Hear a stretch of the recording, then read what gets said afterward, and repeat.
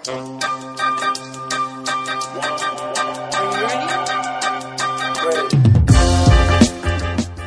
to the Authority Podcast. My name is Dr. Sanford Richmond. Today my guest is Bill Whitfield. He was the personal security guard for the King of Pop, Michael Jackson, for the last 2.5 years of his life. He even wrote a book. About his time with Jackson called "Remember the Time," protecting Michael Jackson in his final days. He's here to discuss the recent explosive HBO documentary called "Leaving Neverland," where two men, Wade Robson and James Safechuck, alleged to have been sexually abused by Michael Jackson when they were children.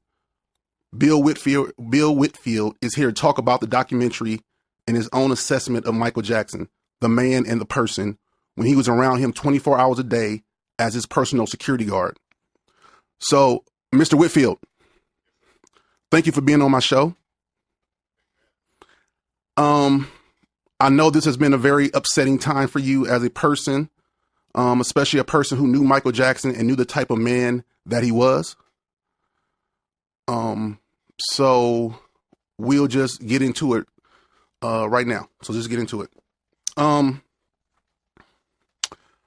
By the comments made on your Twitter feed, I take it you saw the Leaving Neverland documentary. I did. Your thoughts about it?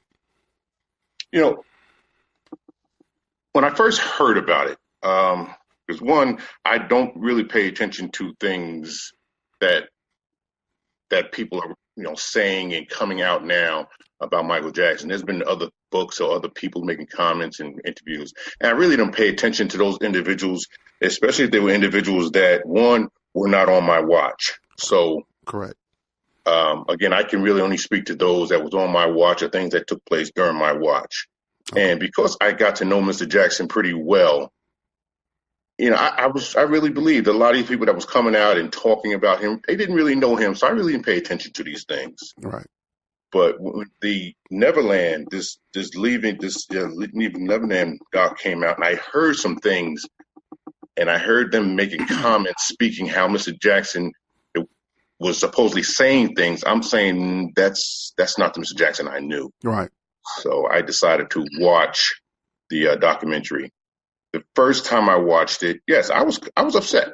I was upset that they were dragging his name in a very negative direction, and now you got people wondering, after all the FBI investigations and the acquittals, but now once again here we are based on these two gentlemen's words. So many people are thinking now, and I'm like, that's a shame. Right.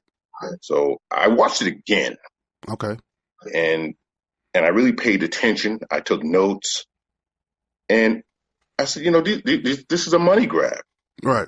Because the second time I watched it, I wanted to really pay attention to it and have to really ask myself, as long as I've been doing personal security for over the years, one of the things that you do in this line of work is you pay attention to not only what's your surroundings, but your client. Right. And I wanted to watch this documentary and pay close attention to how these boys talked, the words they said, the things they talked about, and the way they said Mr. Jackson spoke. And I wanted to ask myself, did I miss anything? Was there any signs that I ignored or just was oblivious to? And I said, absolutely not. Right. Absolutely not. So a lot of things that these boys were saying, certainly from the character I knew of Mr. Jackson, but certainly I did not believe. You don't have to scan the whole documentary or anything, but is there like one or two parts like that they're lying, like one or two parts of the documentary that they are lying? One, when they spoke of Mr. Jackson, the way they said he spoke to them, Mr. Jackson was very smart. He spoke with a very clear etiquette. Okay, and his words were often words that some of us have never heard of unless you're a big reader, right. Which he was. Which he was. He was definitely a huge reader. Right. So he spoke with a very clear and a very respectful mannerism. And when I'm listening to these boys talk, and I'm like, when they're saying things like, if they catch us, Mm-hmm. Things, I'm like, that's, that's not Mr. Jackson, dude. Right. Mr. Jackson didn't come up like we came up. He Right. didn't hang out at the proms and the, Mm-hmm. the tailgate in the school, basketball games, football games. He didn't come up like that. So therefore his lingo is going to be based upon the books in which he's read, Right. in which the streets in which he hung out like we did. Right. So the way these boys are describing him, I'm saying these boys didn't know Mr. Jackson. Right. They knew him in a business setting. Right. They knew the king of pop. Right. They didn't know Mr. Jackson. Okay. So I'm listening to them. There's a few things, the way certainly I'm hearing the mock weddings. I'm like, what is this? And I was more surprised that someone such as an Oprah was behind something like this. Right. As a journalist, come on. Right. Should have known better. So I want to read some of your Twitter posts Sure. that you put on your Twitter feed, and I'm gonna just read the highlights of them. On one of them, you say, "Okay, the Leaving Neverland fiasco is a big scam in all capital letters. These dudes are comedians. Not one damn pic with MJ outside of a backstage pass after winning a MJ dance contest. I can't believe Oprah jumped on board with this bullshit." And for people who don't know, he's referring to the interview Oprah conducted with Wade Robson and James Safechuck after the documentary was aired. So then you say another Twitter post. You say, "Okay, this Leaving Neverland fiasco is a big scam." Again, scam in all caps. "These dudes are pathological lying comedians. I can't believe Oprah jumped on board with this bullshit. HBO, you got. Oprah, what kind of journalist are you? Should have done your research." Then you write on another post, "If MJ was messing around with both boys at the same time, why didn't they ever see each other? GTFOH, translation, get the fuck out of here." Then you say, forthright but respectfully, to the people in your Twitter feeds criticizing MJ, you said, "Let me be clear," again, all in caps, "if you support those dudes and their families, please remove yourself from my feed. I will not allow you to speak negative about someone I considered a friend. Respect me and I'll respect you. No reply needed. Just remove yourself. Have a blessed day." Now, you have many more posts on Twitter debunking this one-sided, hit job of a documentary, but those were the highlights. So you see this documentary and see, as you say, a clear scam. Again, you put scam all the time in capital letters. But what do you think? What do you think of this documentary having so many believers? You mentioned Oprah believing this, also her sidekick Gayle King believing this film. It was screened at the Sundance Film Festival and got a standing ovation. Now his music is being banned from radio stations around the world. The Simpsons just removed their Michael Jackson episode from circulation, and he just had a statue taken down in a museum in England. So your thoughts about all this belief in this documentary and the repercussions and damage it has already caused on Michael's image and legacy in such a short amount of time?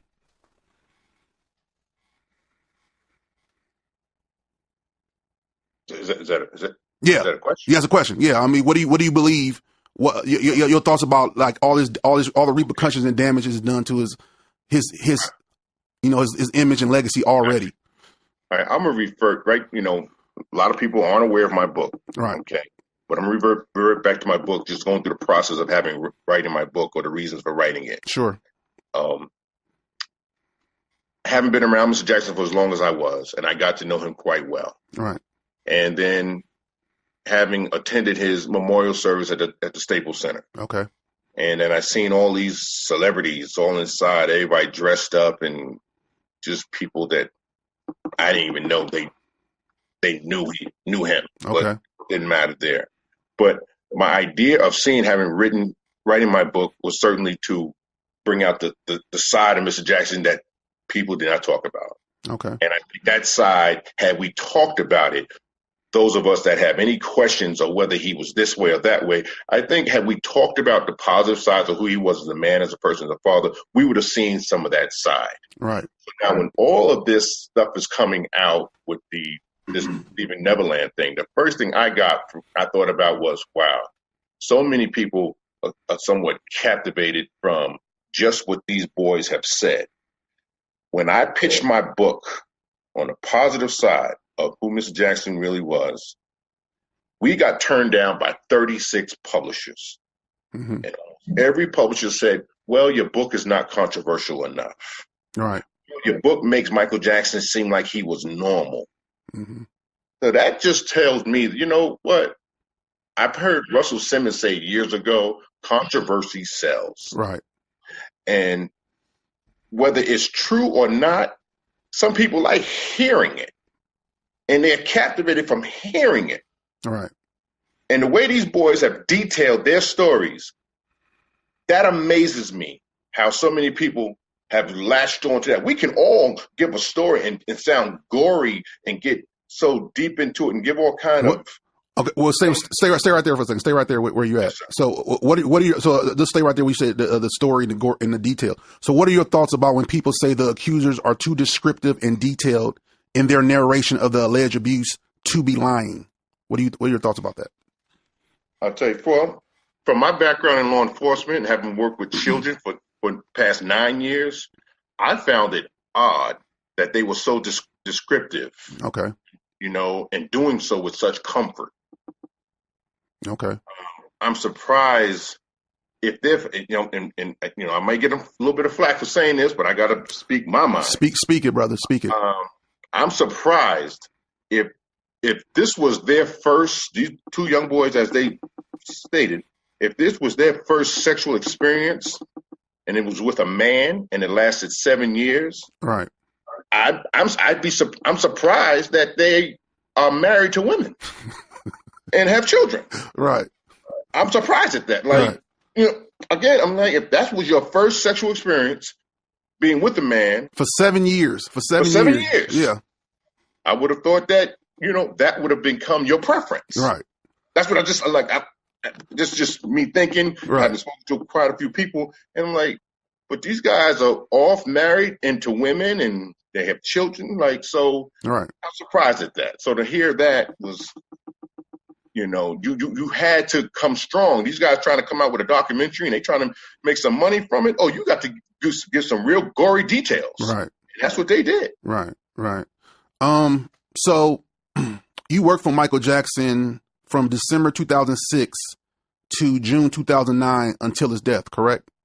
Correct. Okay. What was your background before you worked for Michael Jackson regarding security, law enforcement type of work? Well, I started my law enforcement career in the early 90s. I don't want to get too deep in my background unless you're trying to offer me a job. Right. Sure. During that time, I was always doing side security work growing up in New York. I had quite a few partners of mine that was coming up in the game from the Grand Poobah to the leaders of the New School. Right.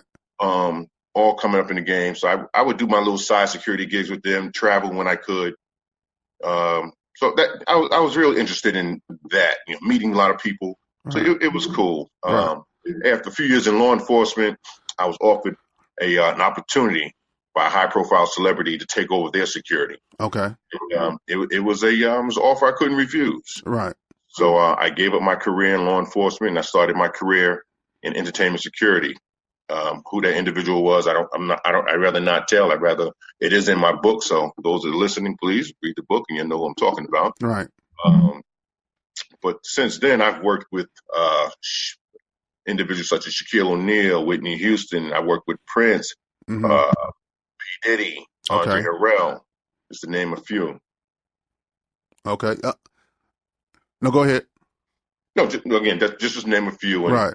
And the top of the pedestal was no one other than Michael Jackson. It was, a real quick aside. It's great. I'm reading your book and I'm loving it. I'm loving it. And is Grand Poobah your cousin? Yeah, we are family. Yes. I like Grand Poobah. Okay, shout out to Grand Poobah, Brand Nubian, all that. You know, right. For sure. So how did you start working for Michael Jackson?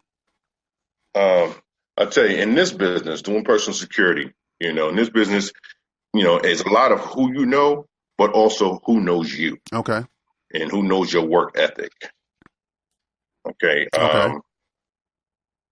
I was currently doing a detail here in town in Las Vegas, and I got a call from a friend of mine with someone else I also consider family named Jeff Adams.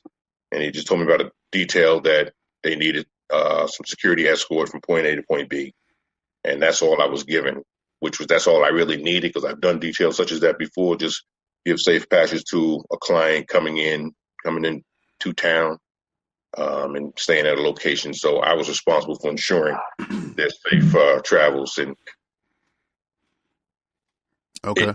I was just not aware that night was going to turn into an actual journey. Okay. Okay. So before you start working for him, what was your thoughts about him? Were they good, bad, or just indifferent? I'll tell you, the first allegations, I honestly believe he was targeted for extortion. Okay. I really did. Because like most of us, in my era, having grown up, with the J5s and Jackson 5, and then soon becoming a fan of Michael Jackson himself as a solo artist, right? Solo artist, right.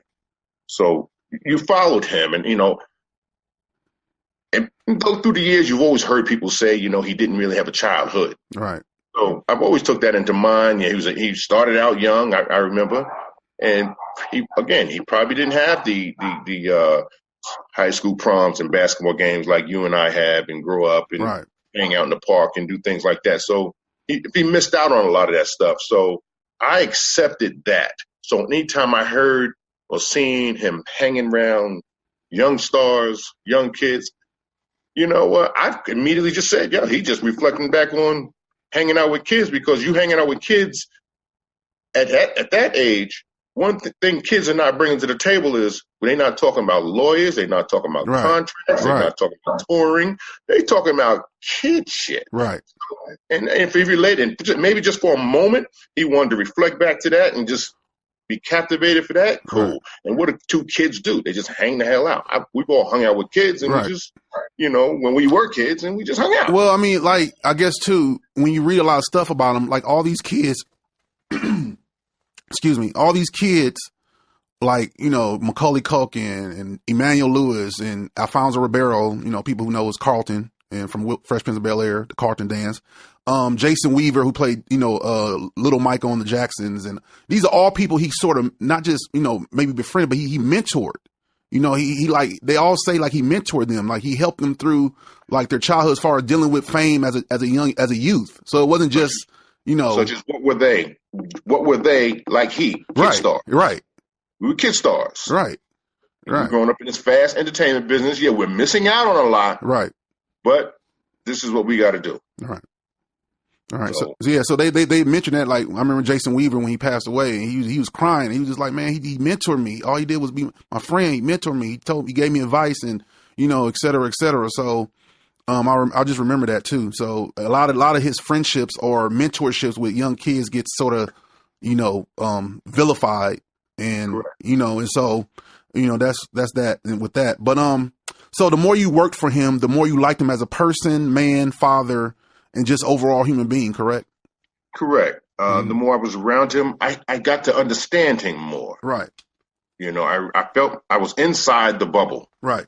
So many people are outside the bubble, and some people just will never believe certain things about him that I witnessed and I've seen. And it's not things that are abnormal, but on a normal basis, there were times in which, just real quick, a time I remember he called, said, "Bill, I need some more detergent." Right. And I said, "Sure, no problem." I sent one of the guys out and pick up the detergent. And when the guy got back, he said, "Yo, who's washing clothes? The nanny's out of town." And that just made us sit there and think, is Michael Jackson in there washing clothes? Right. Because we bringing him detergent. There's no nice but three kids. Right. But him and him. I'm like, you know what? We don't know. But if he asks for detergent, we can only assume he's in there washing clothes. Right.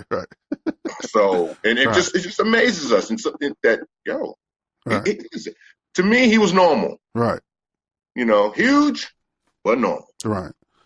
And because I'm reading, and you mentioned the book, and I'm reading the book. Like I said before, I'm reading the book and remember the time, and it's been a great read, man. It's like it's so entertaining. It's entertaining just beyond measure. But I also saw the film Searching for Neverland, and that was the film version of your assessment of guarding him throughout his last years of his life. Yes. And I enjoyed that film as well.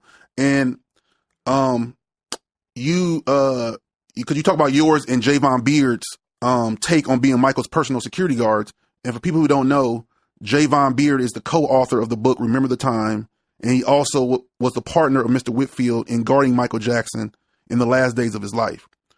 So I saw that film, and now I'm reading the book. And what gives you guys, to me, what gives you and Mr. Beard with so much credibility is that you grew to love him as a man, person, and father. But you do paint the picture that he wasn't a perfect person. He was complicated like all human beings. I'm gonna read a passage in your book where you said, just as there are those who seek to drag Mr. Jackson's name through the mud, there are those who insist that he was a saint, an angelic figure to be put on a pedestal. He was neither. Michael Jackson, like all of us, was a complicated human being. So I thought that was very telling on that.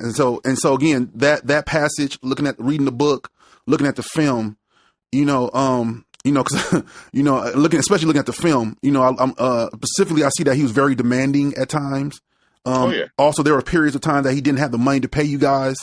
Looking at the film was kind of one of the funny parts of the film where, when you guys ignore him, when he's not paying you, you guys, I don't know if you drive him to the Ebony shoot or something. It was something. And it was hilarious to me. I mean, just on a film, just looking at a film, if it was kind of like a comedy, I mean, it was real, but it was a real story, but it was that was hilarious to me. I was laughing because, I know you said, I want to see smiles and all that stuff. And it was just, it was kind of hilarious, that part. And then, you talk about the money part. Then we could talk about the reason why he didn't have any money is because the powers that be in the entertainment industry stole his Sony catalog. But that's another topic for another show. We get to that later, but on another show or whatever. But again, what gives you guys so much credibility in defending his character as a person is that in the book and in the film, you had no problem showing the good and the bad of being his personal security guards. And so my question to you is, so while working for him, did you ever see Wade Robson and James Safechuck? Did you ever get to see them or experience them in any type of way? Never. You never saw them. The only time. Okay. The only time, it wasn't until when I watched the film. Right. I'm watching the movie, Neverland. It was on the second time I watched it. I'm looking at, I believe it was the Safechuck boy's mom. Okay. And I'm looking at her, and I kept saying to myself, I know that woman. I know that woman. Right. And then it came back to me later, and more so the way she was talking. Okay. If you really listen to that woman, something's not right there. Right. Right. So, but I paid attention to who she was, and I said, you know what? I do remember her. She used to follow us around in Vegas. She used to follow you guys. Yeah. Like anytime we went out, and Mr. Jackson, we went out, whether we went to the movies, to dinner, or an event, the word got out. It got out quick too. Right. And I don't know, there was a Michael Jackson fan hotline, but they showed up. Right. And they came out. So I remember her, the mom, and I remember her often saying, Michael Jackson knows my son. He knows my son. And, I recall maybe once, if not twice, that we were somewhere and Mr. Jackson, I said, Mr. Jackson, these people over here want to say hi. He said hi, extended the handshake, and that was it. So, but did she say, oh, he, just to go off the documentary, did she say, oh, he molested my boy? No. Right. Her demeanor was just like a fan. Right. Like the rest of the fans that was out there. Right. But she wanted to kind of really be seen. Okay. Because maybe she met him before. Maybe I didn't know. Okay. At that moment, I don't know, but she really was adamant about saying hi to him. Okay. And it was just a regular, like a fan, but the way she was older, and to me that was more on a groupie side. Right. She was rolling up, but no, I don't know them. I don't know either one of them. You never met them, or no. Besides the mother, you experienced them for like brief moments, and that was it. Just her, I remember. Just her. Okay. The boys, I don't know them guys. Okay. One thing I paid attention to in the documentary was some supposedly cookout in 2008. Right. No, sir. If there was a cookout with 2008, I would have been the point man. Right. You didn't get through Mr. Jackson unless you went through me. Right. Bottom line. Right. So I don't know this guy. He would have had no ways or means to reach him. Okay. So right. That story, I'm sure he just added it to once again to make it more spicy. To make the absolutely right.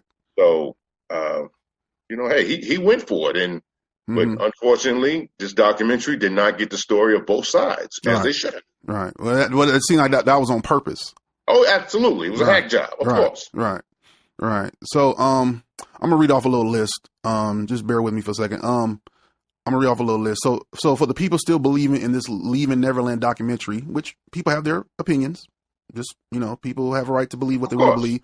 But for people believing in this Leaving Neverland documentary, here's some tidbits about the accusers Wade Robson and James Safechuck. And so here's the case of Wade Robson. Multiple times as a youth, he was asked did Michael sexually abuse him. He said no. Robson in 2005 testified, I believe twice, under oath, that Michael never sexually abused him. And in 2009, when MJ passed, Robson wrote a long tribute letter, and in the letter he said, Michael is one of the main reasons I believe in the pure goodness of humankind. So a guy that molested you for 7 years, now you're going to write a letter saying he's the pure goodness of humankind. That's not logical, but he wrote that. Then he begged and asked many of the family members, could he attend his funeral? Again, for the guy that sexually abused you.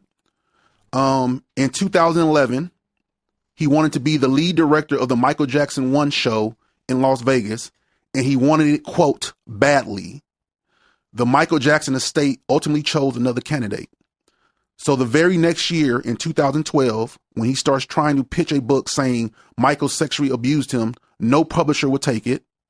Then in 2013, he tries to sue the Michael Jackson estate for $1.5 billion because of his allegations of sexual abuse. This is according to Forbes. In the documentary, Robson claims that Michael didn't want him around girls, that, quote, told him not to trust women. But we come to find out that Robson had a 10-year relationship with Michael's niece, Brandy Jackson. And guess who introduced them? Michael Jackson, the guy that allegedly told him not to trust women. And this is confirmed by Brandy Jackson. Their relationship is also during the timeline that Robson claimed he was being sexually abused by Michael. Also, in 2005, during Michael's trial, Robson was engaged to get married. And guess where he wanted to get married? Neverland Ranch. So Robson said, quote, Michael has been like a father to me, and it would mean the world to us if Amanda and I could get married at Neverland. So the place that is responsible for your childhood sexual abuse memories is the same place you want to get married at. This is the guy that people are believing was sexually abused. And again, people have a right to their opinions. So then I want to talk about James Safechuck just for a quick minute. Then there's James Safechuck, who joined the $1.5 billion lawsuit with Robson in 2013 and said he only realized he may have been abused when Robson filed his lawsuit. This is in 2013. But in the documentary, Safechuck's mother, who you alluded to, Safechuck's mother said that in 2009, she danced when Michael died and yelled out, oh, thank God, he can't hurt any more children. But remember, he didn't realize he was being sexually abused until 2013 when he joined the $1 billion lawsuit. So remember, these are the guys people are believing that endured brutal sexual abuse at the hands of Michael Jackson. These are the guys people are putting faith in as being symbols of the Me Too movement and as sexual child abuse survivors. So I'm refer back to you, Mr. Whitfield.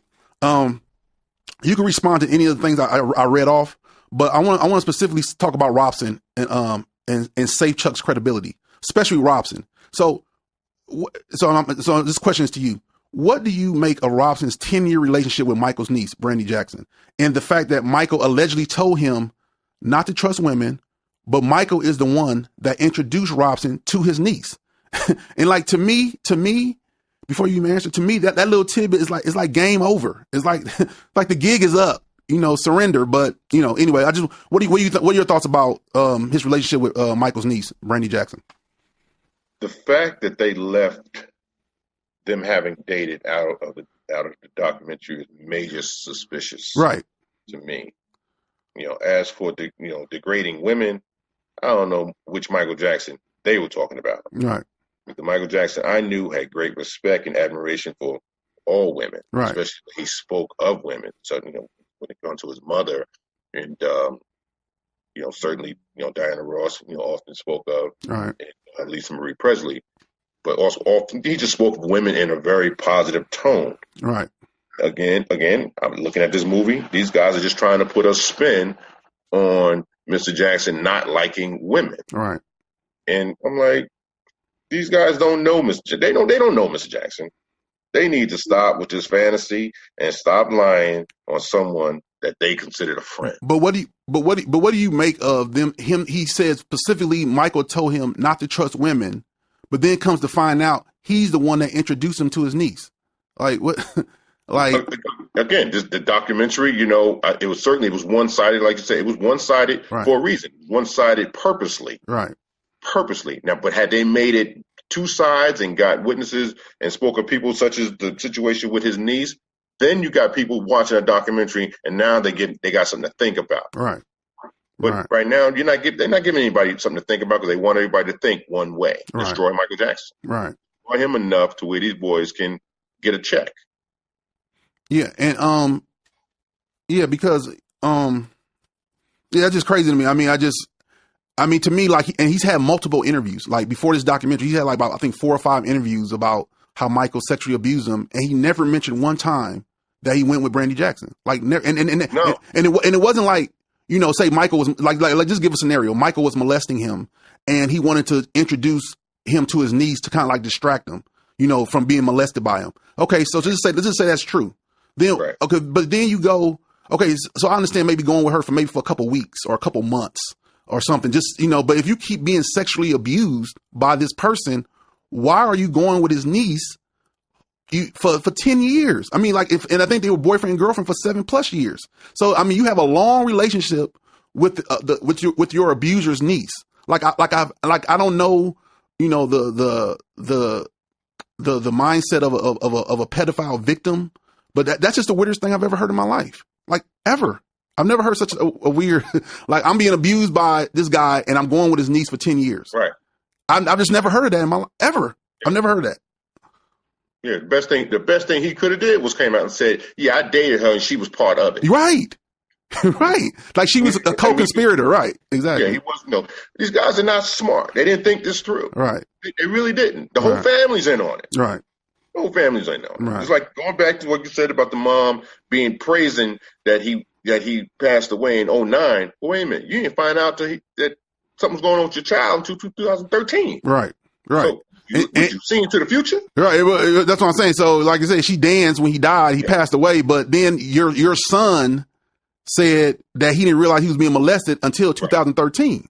Right. So, which one is it? You know, it just. Yeah, it's just crazy to me. It's like it's too easy. It's like it's just too damn easy. And unfortunately, on some level, it's working. You know, hopefully the truth comes out sooner or later. But it will. But I just think they're just trying to look for the damage. Right.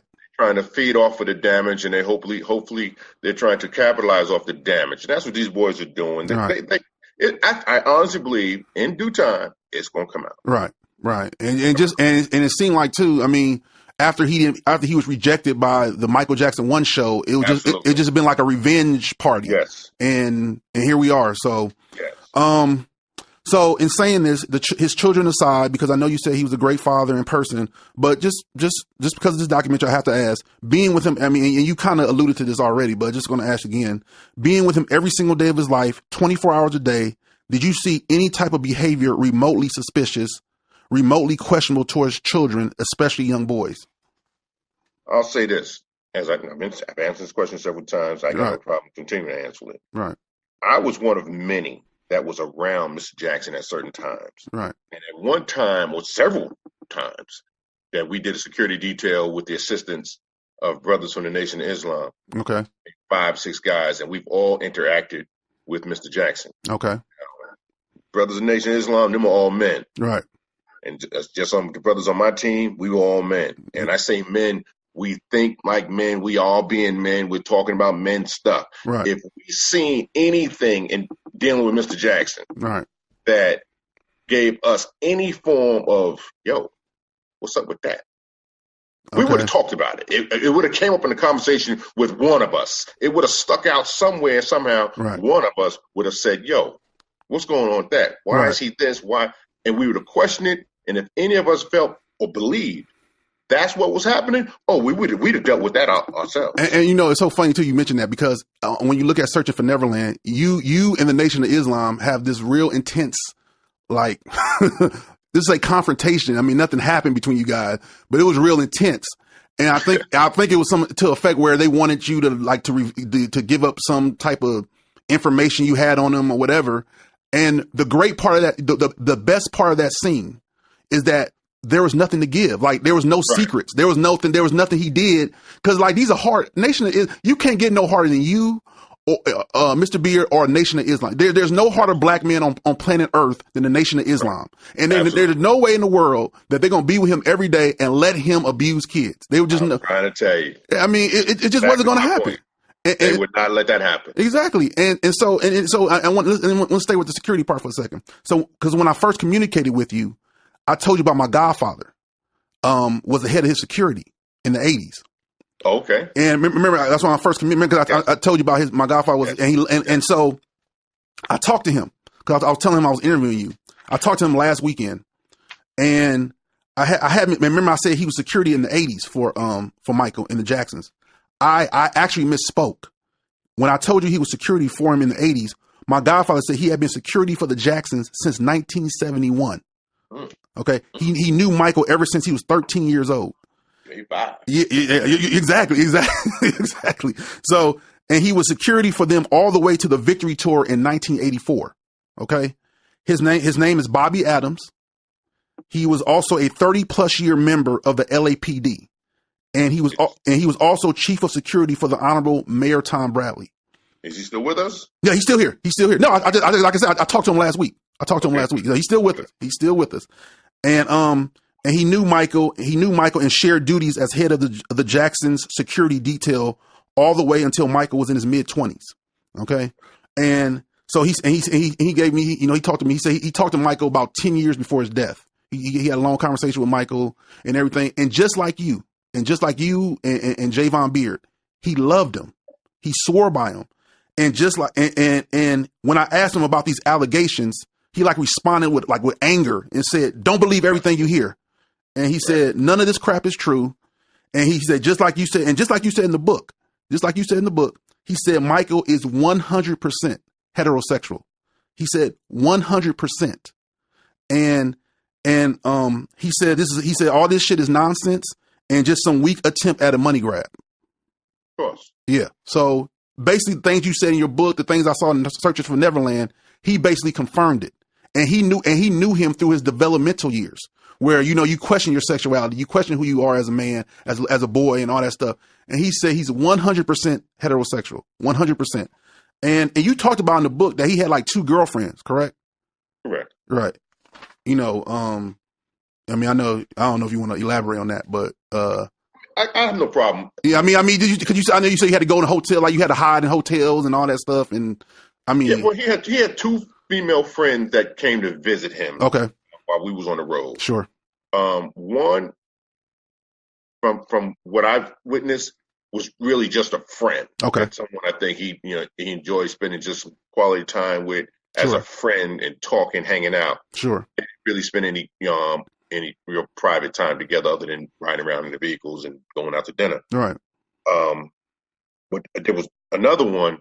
I think there was a little more going on. Certainly. Okay.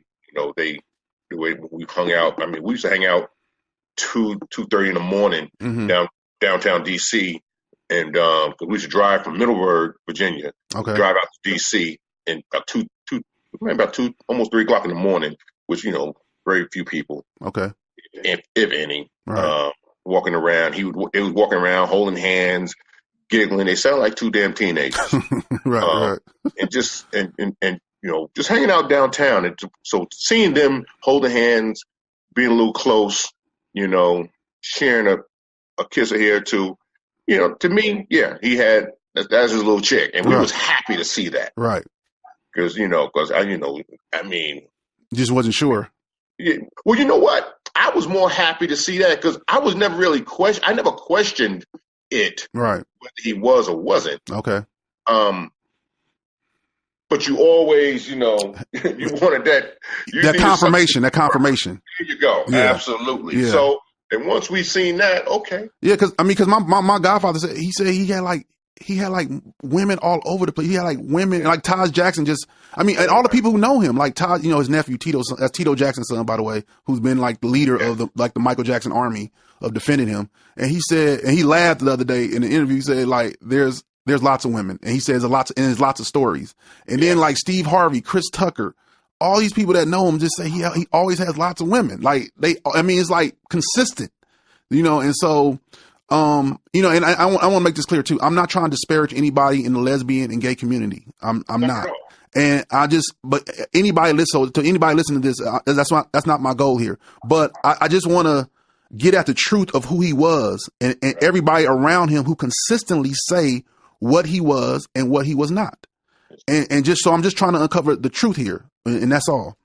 And I'll tell you, go ahead. I'll say the security team, any of those that did security prior to me, with Michael Jackson, they did a hell of a job, because there were women in Michael Jackson's life.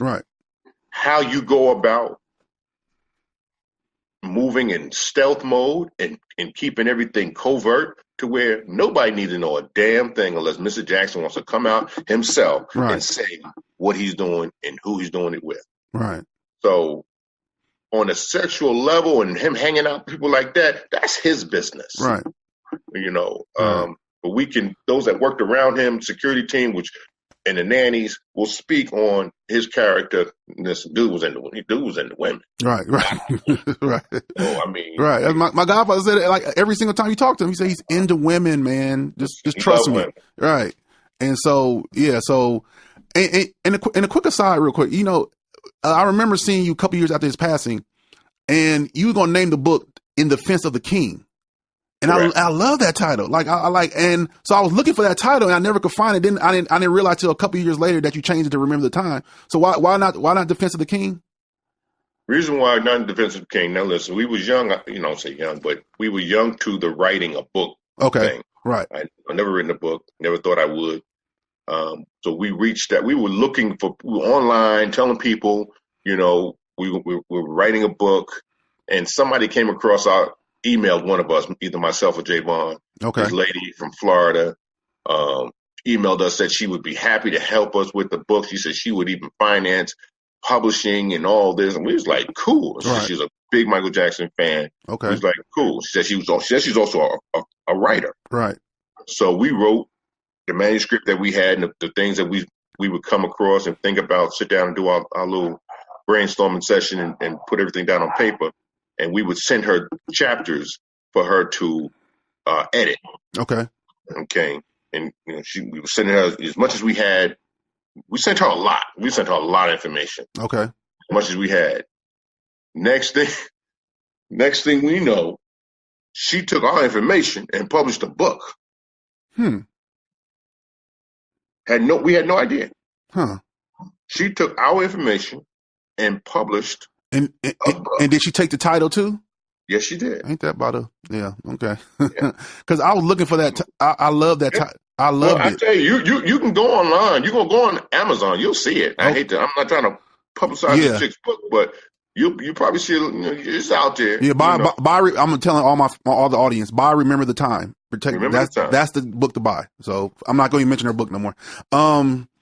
So looking at the film, Searching for Neverland, and reading this excellent book, Remember the Time, I get the sense that his fame was equivalent to like trying to cage a wild animal. Like the minute, like you just kind of alluded to it earlier, like the minute he was seen in open public, it was just chaos and mayhem and just hordes of people flocking to him. And it's like he was so famous, it was dangerous. And so I guess the point I'm getting at is that it would be sort of mathematically impossible for him to be this relentless child predator without having anybody notice, especially the people that work for him, correct? Correct. Right. Right. I mean, because, I mean, just, it seems so, his fame is like I said, it just seems, I mean, we know his fame was like supernatural. You know, he's probably the most famous human being in the history of the earth. And so it would just be crazy. I mean, I just don't know how he'd get away with it over and over and over again with all these people around him. And I just thought I just think it's mathematically impossible. So, and you spoke to that, many times, and other people have spoke to that too. What I also want to point out is that because there's this perception that the people that work for him, or with him kind of did a wink and a nod and just looked the other way while he was sexually molesting young boys. Not only does everybody that's had experience being in close proximity with him on a daily basis, you know, throughout parts of his life, are certain in their belief that Michael has never shown any questionable behavior or predatory behavior towards children. But here's the thing, the decades of evidence like speaks to that too. Right. And so like just to run off another list or whatever. So he was investigated for decades by powerful segments of law enforcement, from the LAPD, the Santa Barbara PD, Child Protective Services, who performed multiple investigations. His homes were ransacked in 2 unannounced raids by law enforcement. And oh yeah, there have been multiple investigations by the FBI. Yes, the FBI, in which they have a 300-page report on the singer, and this is according to Forbes. And then some just come out where they had like a WikiLeaks doc came out where they just had revealed a 17-year investigation that the FBI had on him until his death. Did something like that just come out? Yes, it did. Yeah. So and they found nothing, right? They found nothing. Found nothing. So I mean, he was investigated for almost 2 decades by all these factions of law enforcement, and they found no evidence of any wrongdoing. And by the way, he had a trial, and was exonerated on 14 counts of child molestation charges. So years and years and years of investigations and trials, and just this unequivocal proof of innocence. And we're going to believe this HBO documentary with 2 accusers who are admitted perjurers and liars. So, I mean, I guess the question, is like, what world do we live in? I'm not saying, again, I don't know, but it's just like, this is so much evidence to the contrary of what a lot of people believe. You know, just FBI. Right. FBI. There was something there. Right. The FBI was going to find it. And here's the thing.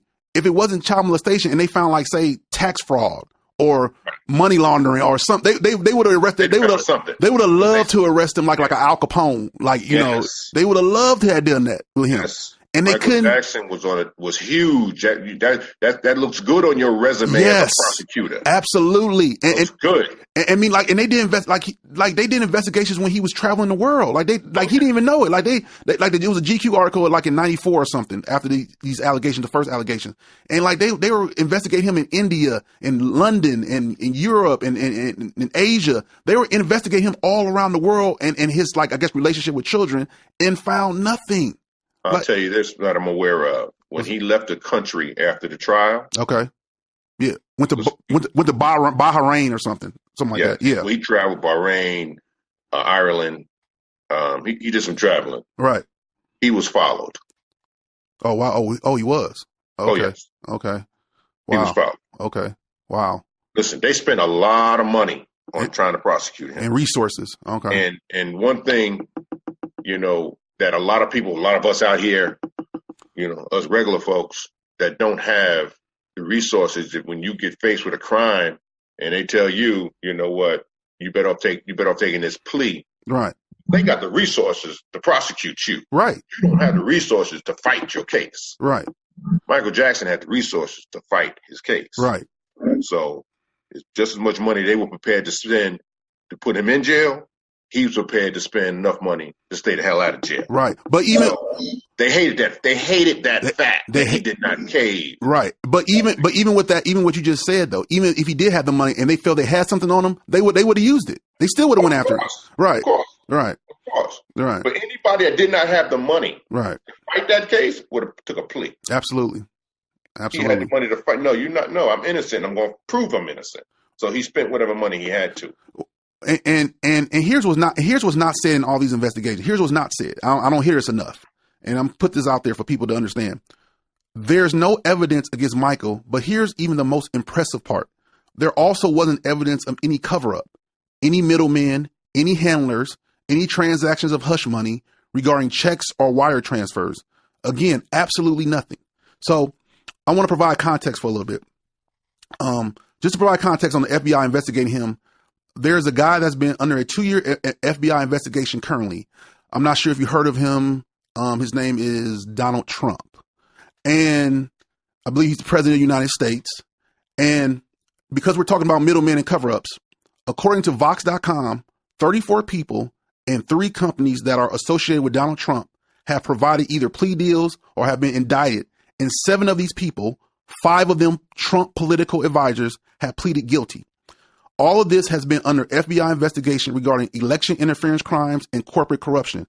And this show has been taped after Paul Manafort, Trump's leading campaign manager, was just sentenced in federal court for the second time in 2 weeks, where he will serve a total of 7.5 years for bank and tax fraud, witness tampering, and conspiracy to defraud the United States. And in my opinion, he should have got a total of 700 years, especially like with conspiracy to defraud the United States. If that was a black man, that'd be 700 years, but that's another issue. Right. But white privilege at work. But the thing is, so the FBI has found all this stuff about the people surrounding Trump in just 2 small years: the political and corporate corruption, the cover-ups, the middlemen, but has found nothing in investigations that span almost 2 decades on Michael Jackson as far as his own misdeeds or anybody else's misdeeds. But we have to be forced to believe that he is still guilty. And I'm going to refer this back to you.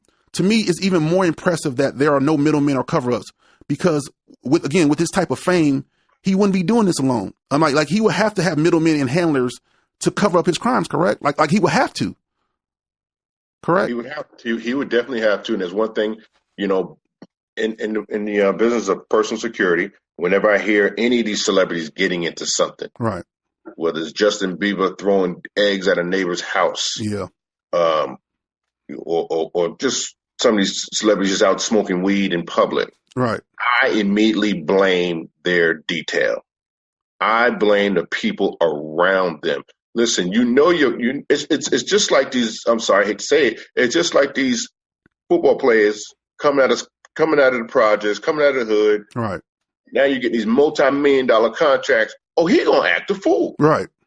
Now we need people around him to keep him in line. Hold, dude. No, we can't do that, bro. Not today. No. You got to have people around you that don't give a jack right. about your celebrityism. Right. No, I'm here to make sure that check you getting, I'm here to make sure you keep getting that check. Exactly. So I blame the people around him. Michael Jackson had some good people around him. Right. Really did. And that's why you didn't hear about the women that he was hanging out with. That's one. Right. But yes, you have to be, part of the cover-up. The cover-up if it's going to happen. I hate to say it, with the R. Kelly, I blame everybody. Oh yeah, that's what I'm saying. I know, and they tried, and I felt when this R. Kelly thing, I knew they were going to try to find a way to tie Michael in there, and then here come Leaving Neverland after. So I knew they were going to do that. I just knew they were going to do that. Like I knew it was coming. They had to tie R. Kelly with Michael Jackson, and to me, there's no comparison. R. Kelly, and I'm an R. Kelly super fan, but he's 100% guilty. I mean, that's just how I feel. I mean, he's 100% guilty of most of what he's been accused of. So that's my take on it. Since Michael has passed in 2009, what have you been up to lately as far as employment? Has like the demand for your services picked up after his death, or did it? Well, I've certainly received several offers, right, with different management companies and different celebrities to travel and do such as the job I do with Mr. Jackson, and that is something I will never do again. I will not. I will do personal security. I live in Vegas. Now, if you come to Vegas and you're going to be here for a short period of time, hey, I'll ensure safe passage while you're here. Right. But I'm not getting on no trains and planes and traveling with nobody. Right. You just local, and that's it. Yeah, I'm definitely local. But I do have a security company here in town. Okay. For Bulwark Security, and we do provide security at corporations, at some educational facilities, at the marijuana dispensaries, and right. And we also do personal security, executive protection details. Okay. So I coordinate and manage, train, and do things such as that. But I'll get out there from time to time with certain individuals that request my service personally. Sure. And I'm here in town. But as for getting on the road like that, like a Mr. Jackson, I'm not doing that. Okay. Yeah. Forget that. I understand that. And lastly, as a Michael Jackson super fan, it's been so encouraging to see Michael Jackson fans all around the world just fight for his legacy and just fight for truth. How hopeful and encouraging has it been to you to see MJ fans around the world just stand up and fight and make this like a worldwide movement? Because it just seems like MJ fans around the world, that there's this universal feeling of just being fucking fed up with this shit. I mean, do you get that same sense? I think we were fed up at the trial. Yeah.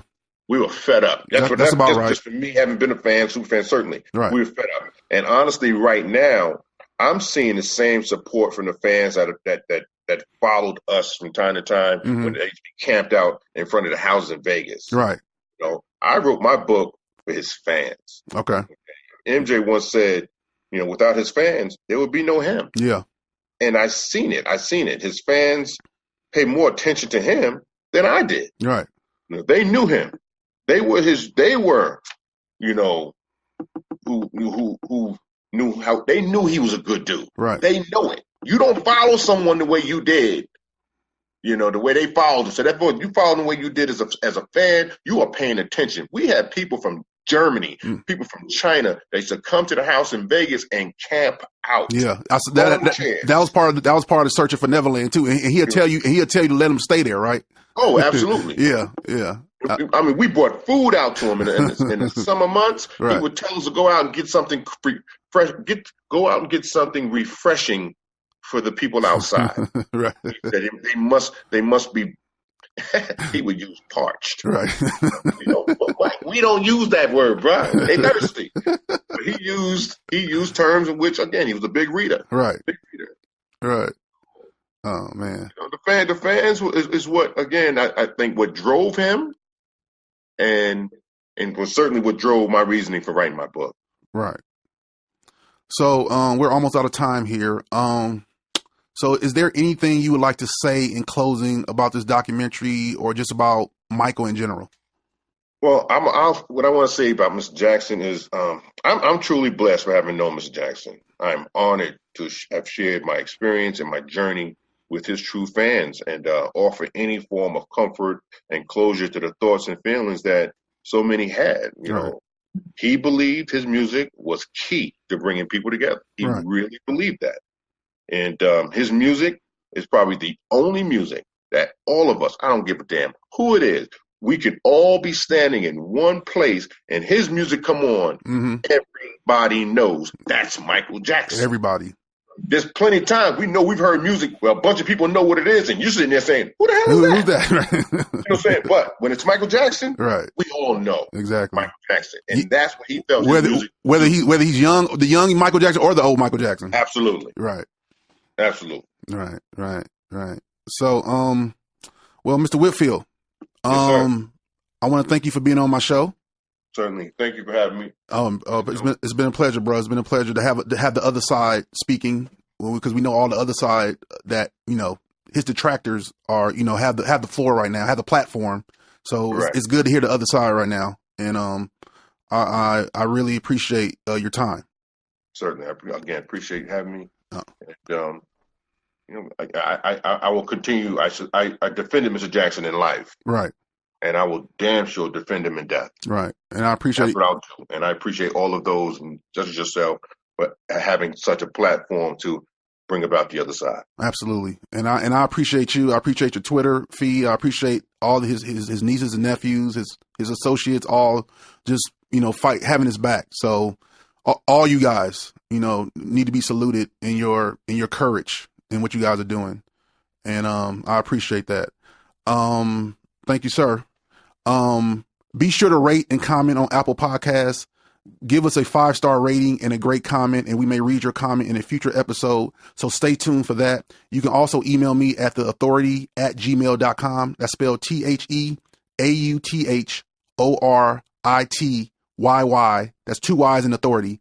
Theauthority@gmail.com. And you can also leave a comment, and I may read your comment in a future episode.